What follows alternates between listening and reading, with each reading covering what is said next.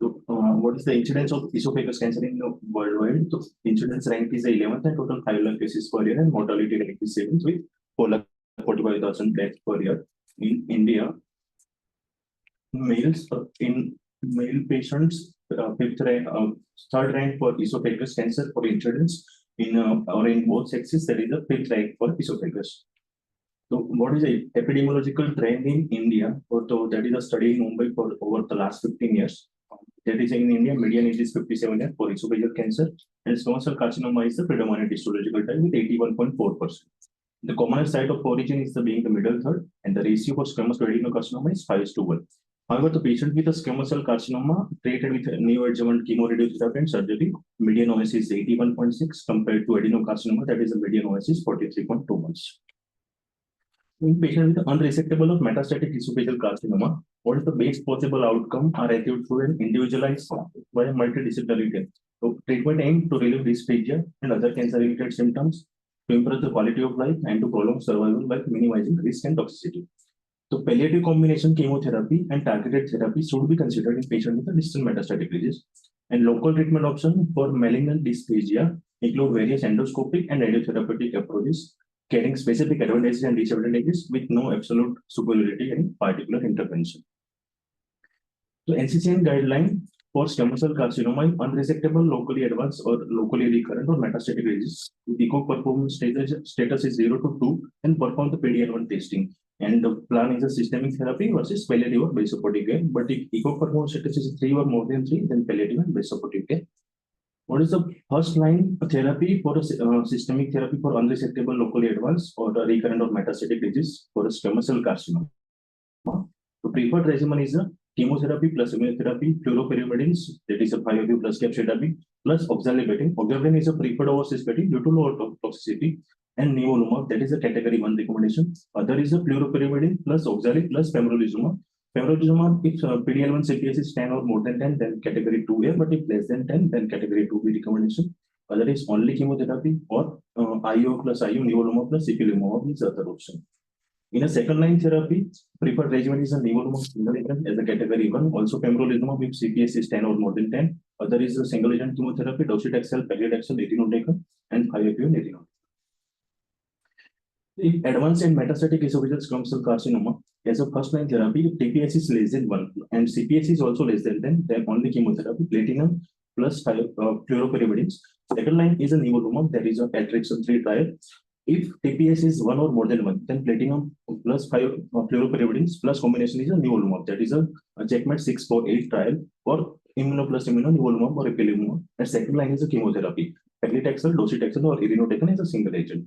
Or if CPS is 10 or more than 10, then first line is a platinum plus fluoropyrimidines plus pembrolizumab, that is a Keynote 590 trial, and second line is a chemotherapy. So there is some clinical trials that providing treatment for the metastatic squamous cell carcinoma. So Keynote 590, that in Keynote 590 there is a 2-arm, cisplatin plus fluoropyrimidines plus pembrolizumab, other arm is chemotherapy. There is total 548 patients, and OS in a squamous cell carcinoma, PD-L1 independent. In OS is a 12.4 in pembrolizumab arm versus 9.8 months in chemotherapy arm. But if PD-L1 level is CPS is 10 or more than 10, then OS in months is 13.9 versus 8.8 months in chemotherapy. Checkmate 648 has a 3-arm, nivolumab plus chemotherapy versus cisplatin, nivolumab only chemotherapy, and other is a nivo plus ipilimumab. Total, if nivolumab plus chemotherapy arm is a 13.2 versus chemotherapy is a 10.7 months arm. In with PD-L1, if TPS 1 or more than 1, then 15.4 versus 9.1 in chemotherapy. Nivo plus ipilimumab, 12.7 month OS versus chemotherapy arm is a 10.7 month and hazard ratio is 0.78. But if TPS is 1 or more than 1, then improve to 12.7 to 13.7 versus 9.1 in chemotherapy. Other second line trial is Attraction 3 in Keynote 181. Attraction 3 is a nivolumab single agent versus chemotherapy, paclitaxel or docetaxel. OS is a 10.9 versus 8.4 months in chemotherapy. And Keynote 181 is a pembrolizumab as a single agent versus chemotherapy single agent. That is a paclitaxel, docetaxel or irinotecan anyone. And OS and PD-L1 independent, that is a 8.2 months in a pembrolizumab versus 7.1 in a chemotherapy.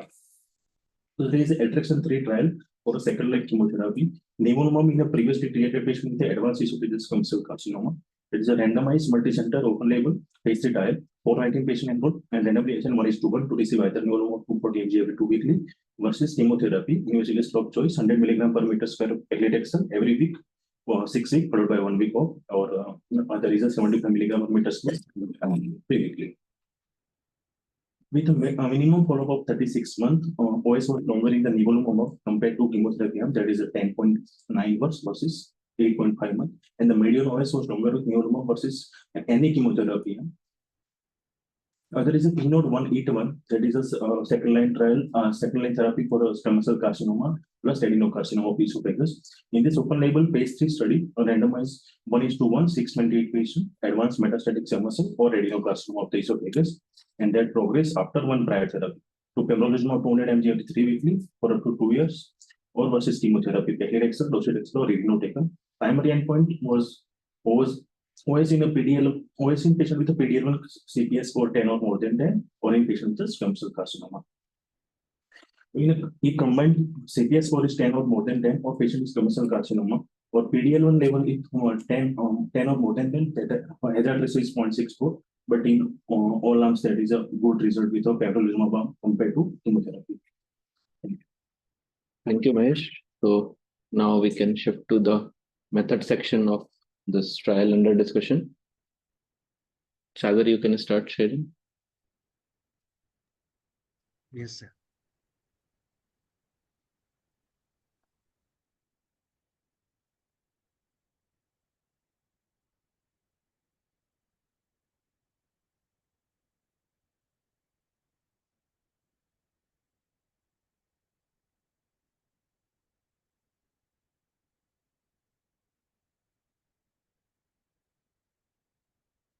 Good morning, everyone.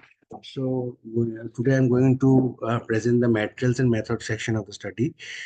So the trial design was that it was a phase 3 open label randomized controlled trial conducted in Department of Medical Oncology at Tata Memorial Hospital, a tertiary cancer center in Mumbai, in India.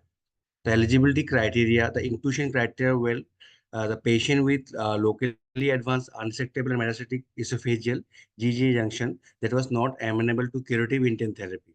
The patient was under the age of 18 to 70 years of age with ECOG performance status of 0 to 2, and patient who have received curative cancer-directed therapy were also eligible, but if the recurrence and progression occurred at least 6 months after the initial definitive therapy. The exclusion criteria were severe comorbidities, grade 2 or more, peripheral neuropathy, and hypersensitivity to paclitaxel. The study methodology: at baseline, patient underwent clinical evaluation, routine laboratory testing, imaging with CT, either CT or PET-CT, ECG, upper GI scopy, biopsy with histopathology. Patient was stratified by means of various stratification factors like by histopathology, squamous or adeno, metastasis present or absent at the time of location, previous therapy received surgery, chemoradiation or none, and plan for non-chemotherapeutic cancer-directed therapy like palliative radiation or stenting, yes or no. The patient were randomized to 1:1 to best supportive care or palliative chemotherapy group. The best supportive care group included the counseling of the patient regarding the disease prognosis, palliative non-chemotherapy non-chemotherapy cancer-directed therapies like palliative RT, surgical bypass in the form of placement of feeding tube like nasogastric or percutaneous gastrogenectomy, receiving of medications like analgesics, antiemetics, or bone modifying agents like bisphosphonates as and when indicated, and also magistral for severe anorexia, and nutritional support and referrals to palliative support group and palliative care department was given as and when appropriate. In the palliative chemotherapy group, the patient received paclitaxel 80 milligram per meter square intravenously once a week until progression or excessive toxicity or consent withdrawal. Toxicities were graded as per CTCAE version 4.0. Restaging scans were done every 2 months or earlier if clinically indicated until progression. And response rate was assessed according to RECIST version 1.1. The aims and objective of the study were: the primary aim was to evaluate whether palliative chemotherapy prolonged overall survival in advanced esophageal or gastroesophageal junction cancer. So secondary endpoint were progression-free survival, response rate, quality of life, toxicity assessment, dysphagia-free survival, and factors affecting the impact of chemotherapy on PFS and OS. Then, and there was an exploratory post-hoc analysis made on the impact of palliative radiation on dysphagia-free survival.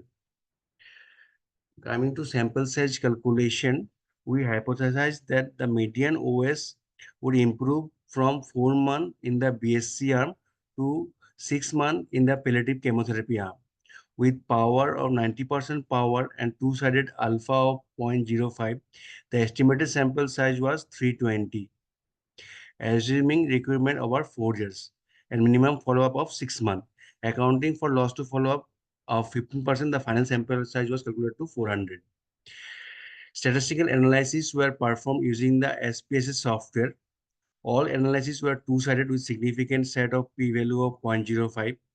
A two-sample jet test was used for comparing the proportion of toxicity grade between groups. Chi-square test was used to compare the categorical variables.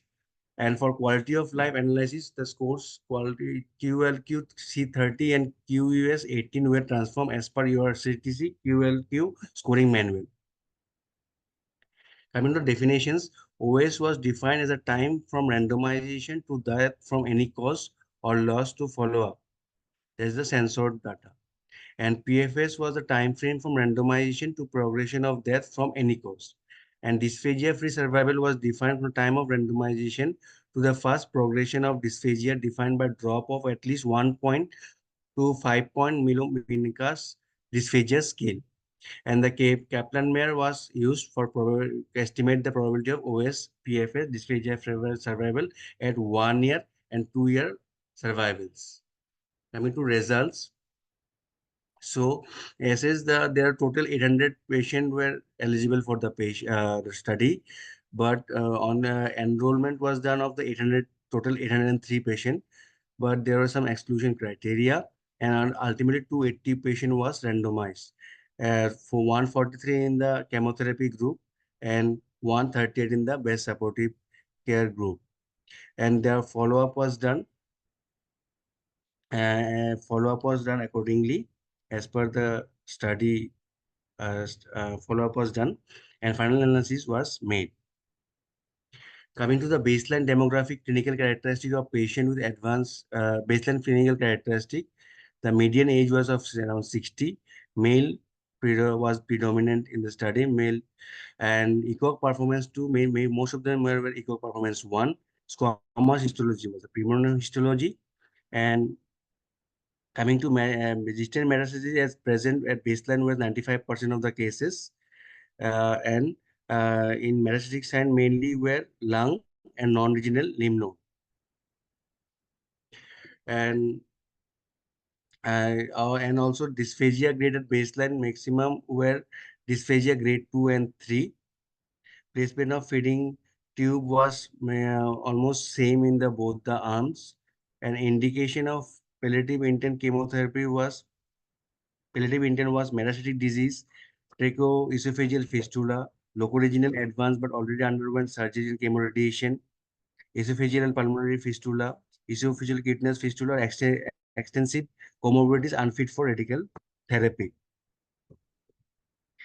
The patient in the chemotherapy arm received a medium of 12 doses of weekly paclitaxel. 13 patients required dose reduction due to various reasons, including hypoalbuminemia in 2% of cases, fatigue, neutropenia, neuropathy, and diarrhea. And chemotherapy was held in 56 patients due to toxicity. And restaging scan was done in 118 patients in the chemotherapy arm and 34 patients in the BSC arm. The response rate was in the chemotherapy arm. There was complete response in 39% of the cases, partial response in 45% of the cases, and stable disease in 37 patient and progressive disease in 35 patient. In the BSC arm, 2.9% got complete response with a significant p-value of 0.01. Removal of the feeding tube was possible in 15 patients in the chemotherapy arm versus in BSC arm, it was only 4%. By the end of the study, Sagar, the complete response rates were one patient in the chemotherapy arm and zero patient in the BSC arm. So it is a Yes, total sir. 2.9% having response and 39% in the chemotherapy arm. It's not the total CR. Okay, sir. So coming to the progression-free survival at a median follow-up of 35.1 months with 95% confidence interval, the median PFS in the chemotherapy arm was 4.2 months with 95% confidence interval. Compared to 2.1 month in the best supportive care arm. Coming to the forest plot, the benefit of best Pall chemotherapy was with paclitaxel was observed in almost all subgroup of the patient who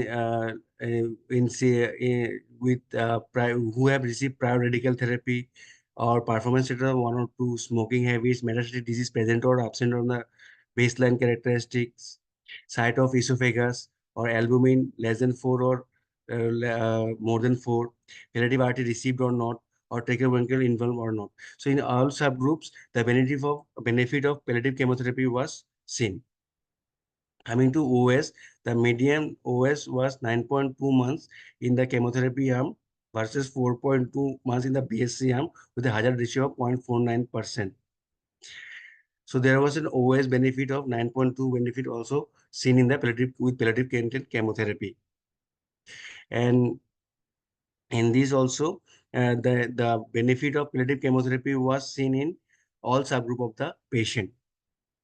So the median dysphagia-free survival was also significantly improved in the chemotherapy arm, 14.8 month in the chemotherapy arm versus or only 2.9 month in the best supportive care arm.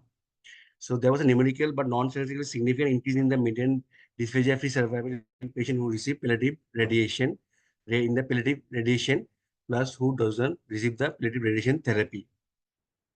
Coming to the adverse effect profile, so there was overall no significant difference in any grade 3 or more toxicities between the patient who received chemotherapy versus blessed supportive care arm.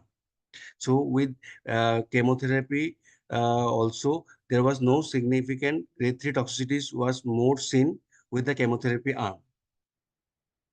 Patient on chemotherapy arm had an improvement in the mean score of global quality of life from baseline to the end of the study, while there was a worsening in the mean global quality of life score in patient in the best supportive care arm.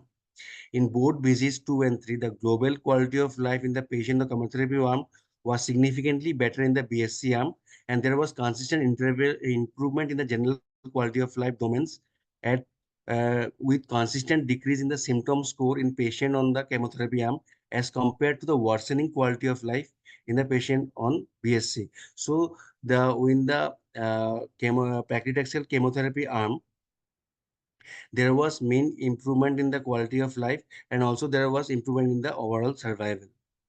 And these are the quality of life domains in which almost in all domains of the quality of life, the improvement was seen in the chemotherapy arm, irrespective of the was more seen in the chemotherapy arm than in the best supportive care arm.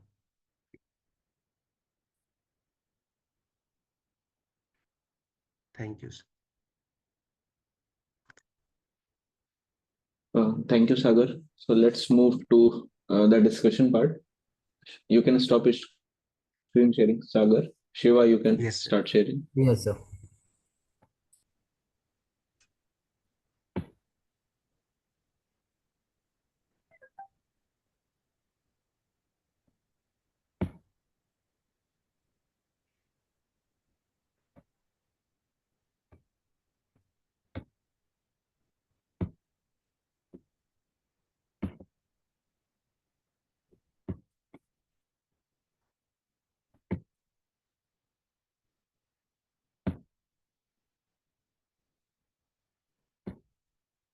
So is my screen visible, sir? Yeah. Just click on the full screen mode again. Yeah. Yes. Yes. It's now full screen. Please go ahead. Okay, sir. Coming to the discussion part of this general, we'll go to the discussion for in the that of the carcinoma esophagus, the current standard of care. Then we'll look at the PK analysis. Then we'll look at the standard systemic therapies and just to compare how this regimen fared well and the new ASCO clinical benefit analysis. So coming to the VAT of carcinoma esophagus, as mentioned earlier, it is a fatal disease with this being the seventh most common cause of mortality.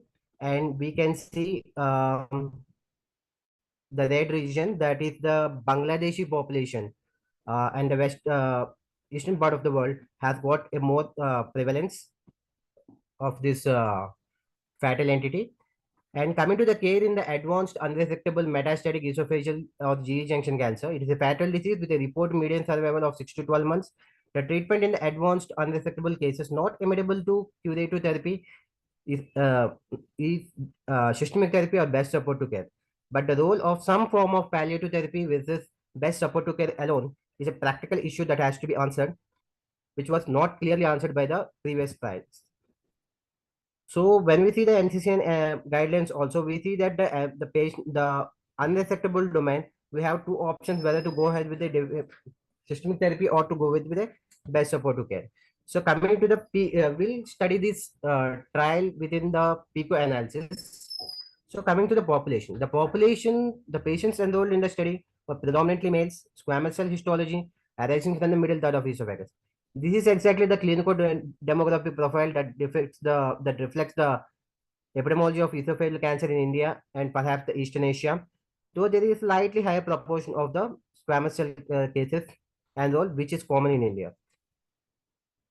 And then coming to the further analysis on the population, the study population includes 21.7% of patients with ECOG PS2 and 29.2% patients with tracheobronchial involvement.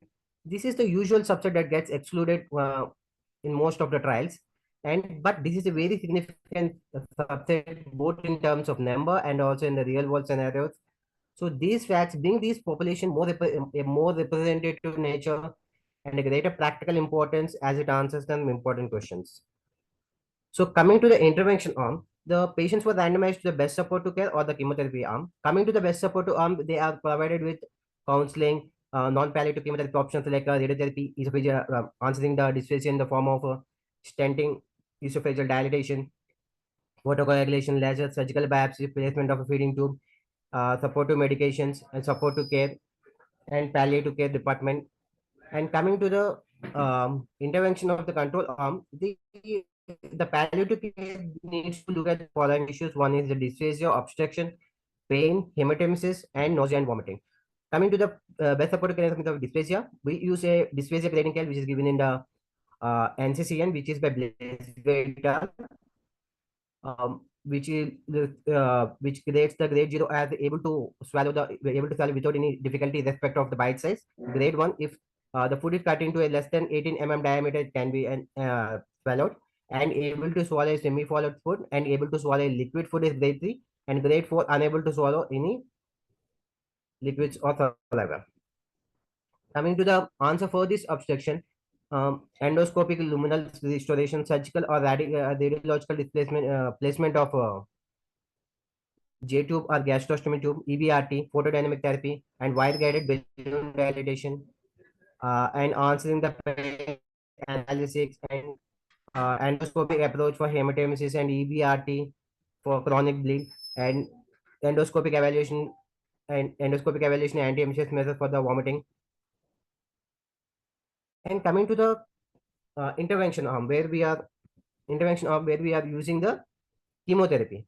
So the choice of chemotherapy was single agent paclitaxel. This is a relatively weaker compound, weaker compared to the standard line Folfox, cisplatin, 5-FU, and paclitaxel. But many of the patients in this trial were frail, malnourished, with poor PS and with a tracheobronchial involvement. So the tolerance of 5-FU is poor, owing to the prevalence of DYPD mutations, cardiac comorbidities, and the mucositis that is anticipated with 5-fluorouracil can impede the further nourishment in these patients and can lead to poorer outcomes. while paclitaxel is a fairly better option.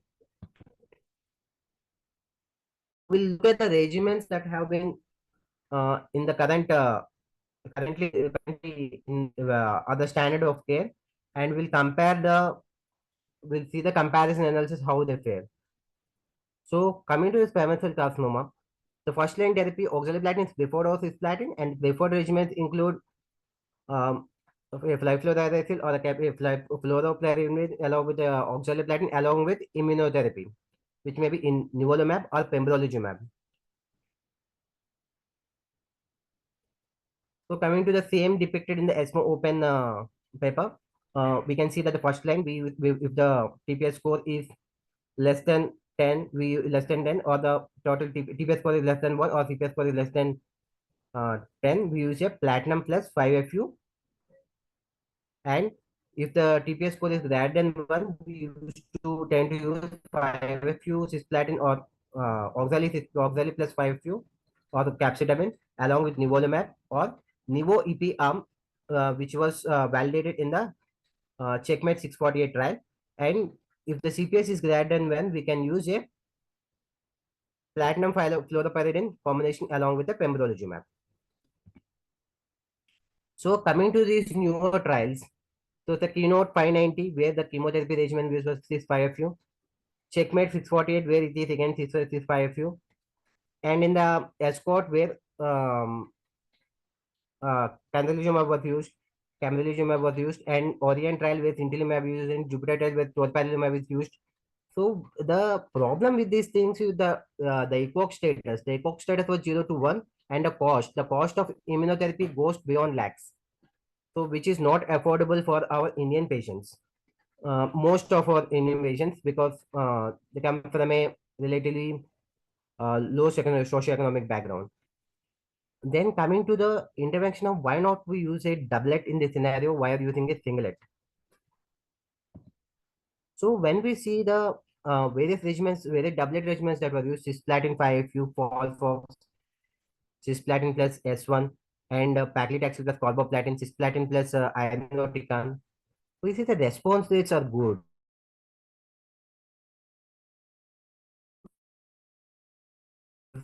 So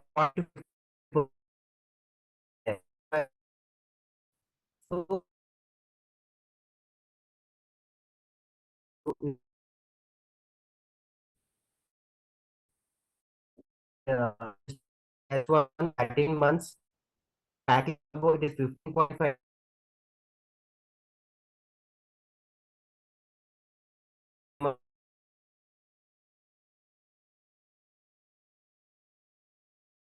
Response the oxygen. They good amount.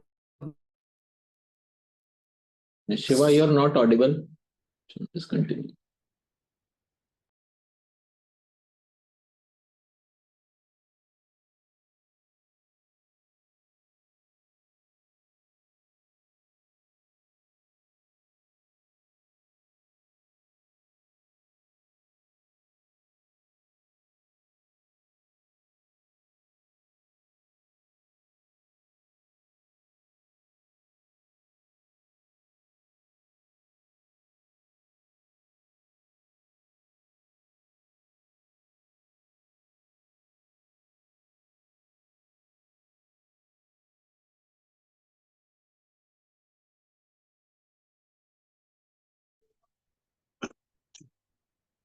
There is some network issue. Dr. Shiva will be joining in 2 minutes.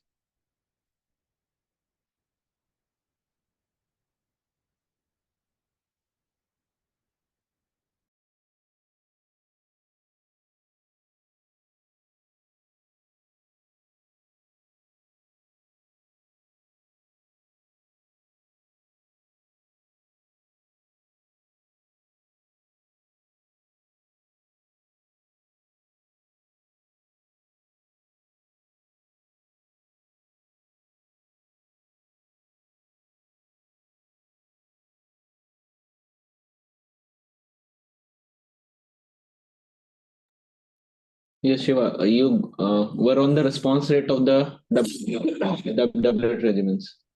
Doublet 1 minute.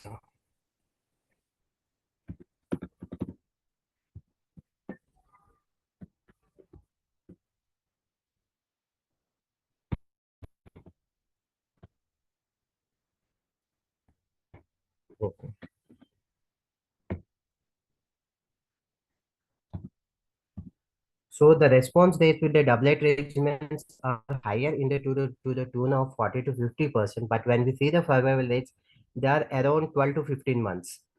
And the toxicities were to the tune of neutropenia having more than 20% of neutropenia, with some of the studies showing nearly 36% of neutropenia were there.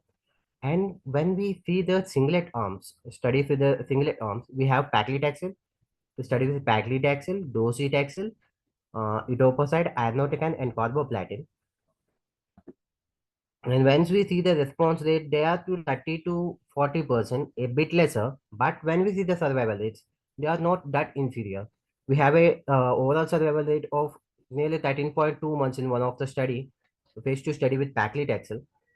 And it's fairly, the toxicity profile is also fairly better. There is the grade 3 neutropenia, which is 3.84%, with not much of a neutropenia noted in that particular study. So what the present study has shown us, in the present studies, the present study, we have shown, it has shown a median OS of 9.2 months, with uh, the patients with all the with respect to all the factors doing well, with most of the subsets doing fairly better, both with terms to PFS and OS benefit, and also with terms to quality of life, where is a increase in the there was increase in the decrease in the fatigue, initial increase in the fatigue and nausea and vomiting that is anticipated with the chemo, but later even those trends got better. So coming to the toxicity analysis, when we see the fatigue rates, the fatigue rates were more in the best supportive care arm, the grade 3 fatigue, and also the anemia and alopecia is more in the chemotherapy arm, which is anticipated. And when we see the other pain criteria, we can see the best supportive care pain had a poorer pain control. So, and coming to other toxicities, sensitive peripheral neuropathy and the rates of a non-neutropenic infection and infection are more, but the febrile neutropenia is within control. So apart from the expected chemo-related hematological toxicity and sensory peripheral neuropathy, there is an actual benefit in the fatigue and in these patients. So coming to a similar study, a multi-center study in USA, which was a study dated back quoted in 2007, but the study was done somewhere between 1990 and 2000, which is old, with paclitaxel given as a weekly infusion in advanced esophageal cancer. A study that was done in USA at around 8 centers, that is MSKCC, and the responses were poor with only two. This trial includes patients who had given prior chemotherapy also, and the study period was also between 1998 to 2000, when the supportive care system was not so robust. But the toxicity profile is still better in this trial, which shows that paclitaxel is a fairly better regimen that can be tolerated well in these patients.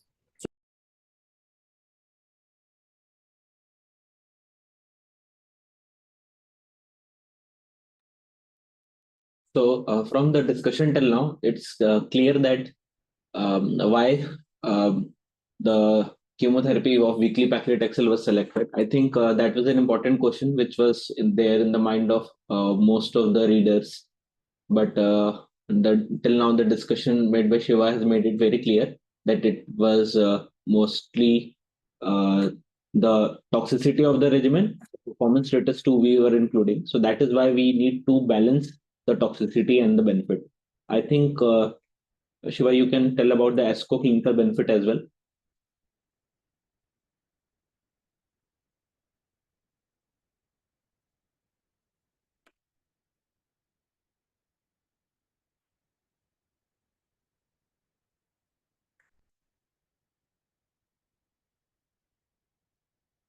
Oh, this slide is visible.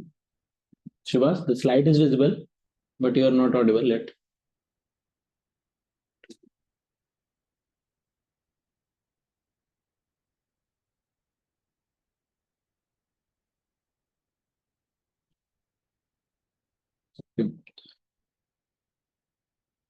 ठीक है.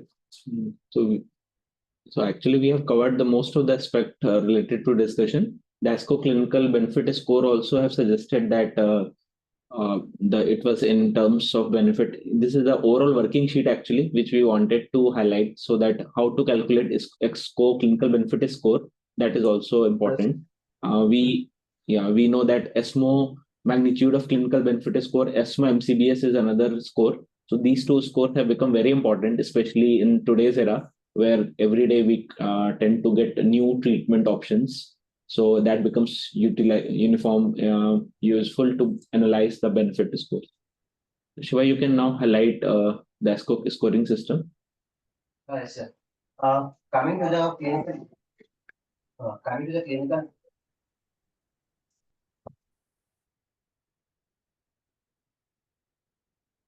Is muted again.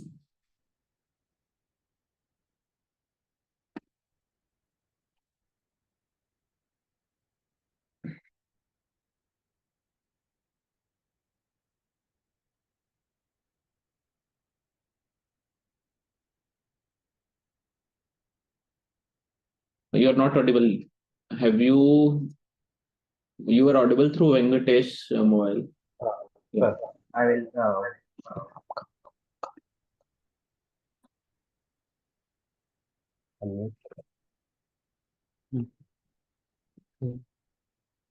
Hello. Yes, you are audible. Yes, sir. Coming to the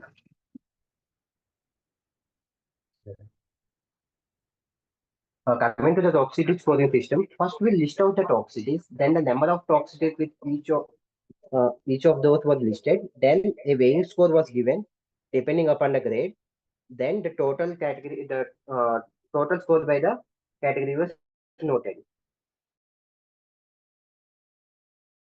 Then in of the count, the quality of life bonus, the palliation bonus, the treatment-free interval bonus. Finally, we calculated final net health benefit by adding up the clinical benefit score and the bonus points, negating the toxicity score. In the present study, it is 82.26, which indicates a substantial benefit. So, coming to the drawbacks from this study, it includes a lower. One thing is we have included platinum-based combination. We have included a platinum-based combination. This current regimen of paclitaxel alone does have a lower response than the platinum-based combination, and a potential for hypersensitivity and cumulative neurotoxicity, and a need for weekly steroid medication.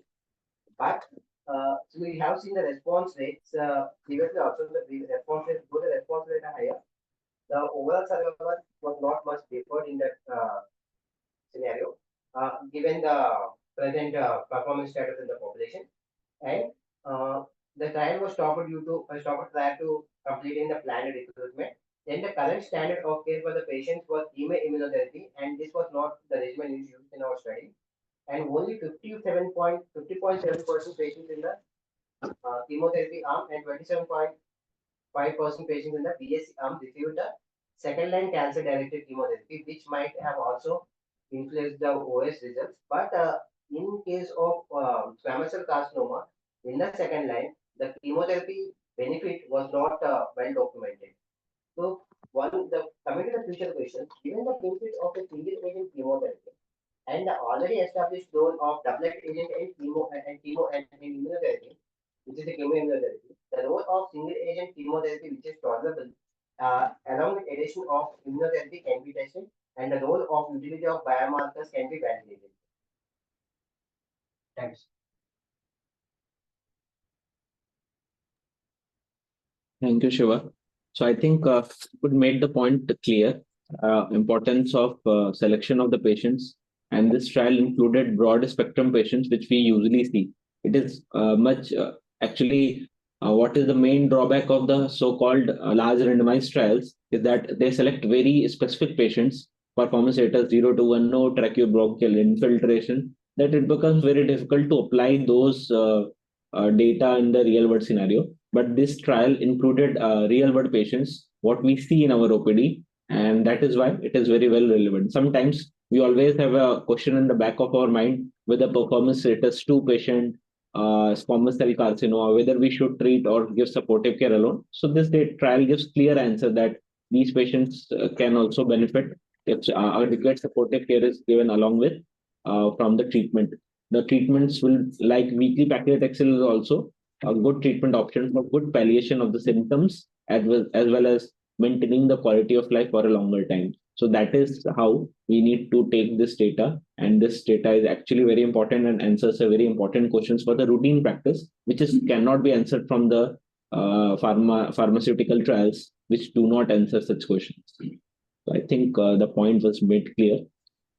Any comments, Amit Joshi sir? Actually, I think the treatment of esophagus has, I think, metastatic at least has gone in a different direction with the availability of the immunotherapy and all that. So I think now the question will be a little bit difficult, at least with the use of the immunotherapy. That so beyond palliation, we are looking towards that. At least the adenocarcinoma is definitely a different zone than the squamous cell carcinoma, with the availability of the R2-directed therapy and the immunotherapy. So I think it's the natural journey of any metastatic disease that now we are moving towards in a more individualized way or personalized way. And with newer and newer targets coming, I think the survival has definitely improved, and we are looking beyond the palliation to improving the survival and quality of life. Yes, sir. Completely agree, sir. So this trial is definitely applicable with the 95% patient being squamous. So this trial answers a question of especially squamous and performance status, which is present in the routine care. But yes, definitely wherever of immunotherapy is affordable, immunotherapy can be added. And I think further trials are warranted. But at least we know that the poorest subgroup, that is patients who are squamous cancers with no targets, poor response to the treatment, they are also getting benefit from the treatment at till performance status 2 at least. So that answers the poorest subgroup of the patients. Definitely adenocarcinomas tend to respond somewhat better to at least other treatment options, including HER2 if it is there. And HER2-directed treatments are now available. And they are not, cost is also significantly reduced for both HER2-directed treatment and also immunotherapy in some patients, though still it is not affordable for a large majority, but still it has somewhat improved. Any other comments? Sir, you are available for comments, sir? Hi, Akhil. Yes, sir. Very nice presentation. Rajan did a good job. Shiva, you really did a good job. वो connection थोड़ा ठीक नहीं था. Otherwise, you were really dissected the situation today as far as the data is concerned. So this trial, is a good example of a pragmatic trial.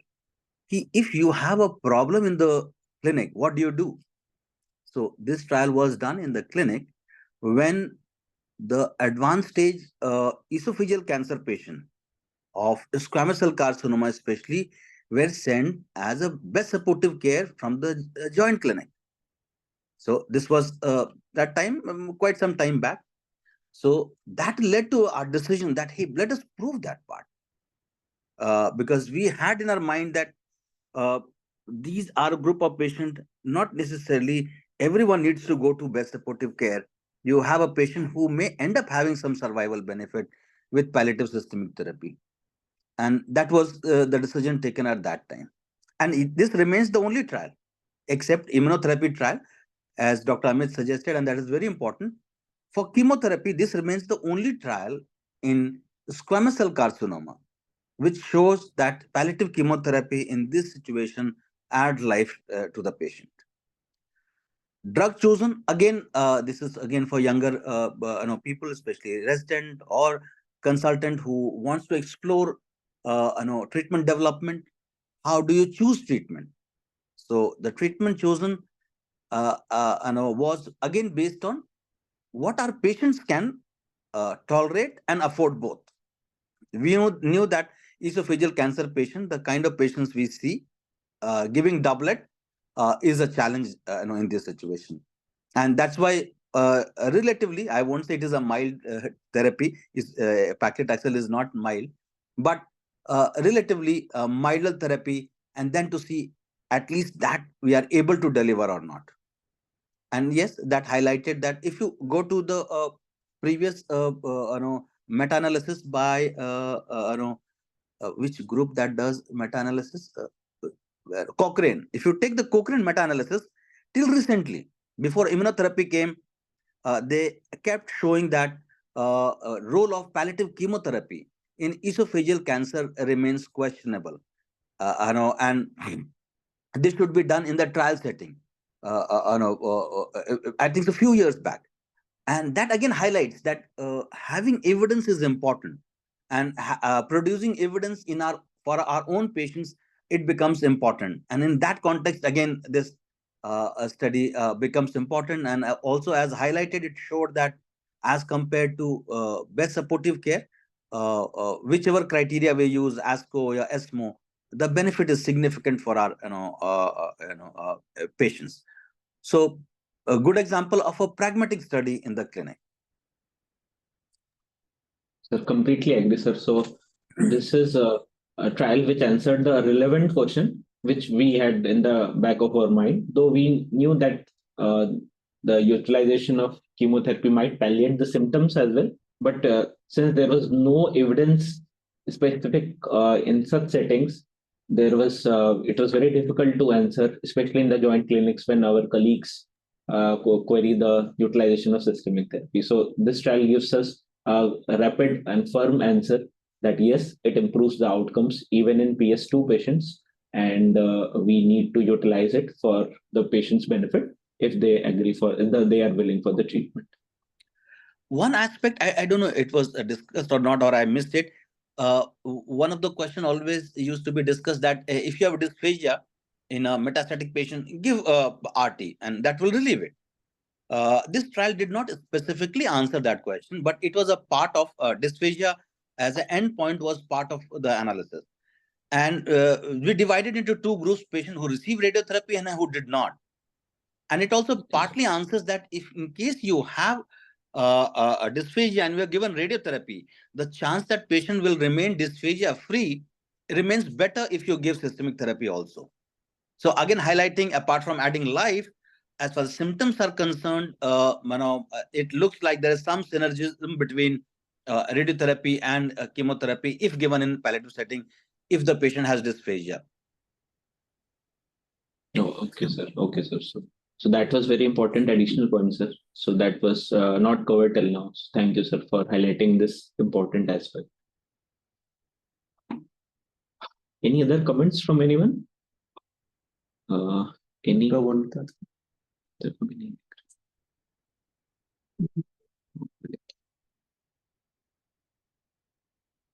If no other comments, requesting Mishra sir to give final comments. So I think our discussion showed that why should we use toxicity-free regime? Because if we select toxic regime, it will not translate to the overall survival. So we should if we select the patient carefully and optimum regime and effective single agent regime, we can translate into survival. Because our target, these patients do not end up in the ICU or in the ward. So most of the, if we able to patient in the daycare with single agent chemotherapy, correct selection of patient, it will translate into the survival. Otherwise, if we try toxic regime, most of the ward are filled up with the palliative patients. So this is the message we should know and go ahead with this effective single agent chemotherapy and immunotherapy if patient is affordable.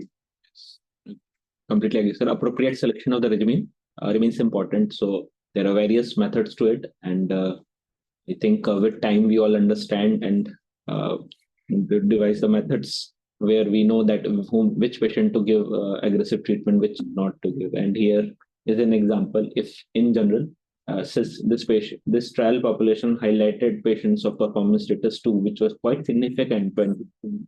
It's not a small number. At the same time, tracheobronchial infiltration these patients definitely were included and were close to 1/4 of the entire patient population. And this weekly paclitaxel was actually well tolerated in majority of these patients. So this is an important message for the residents and young consultants to select the regimen as well. Thank you. Thank you, sir. Kumar sir, can we end now? Yes, yes. Thank you. Thank you. Very nice discussion. Thank you. Thank you, sir. Thank you.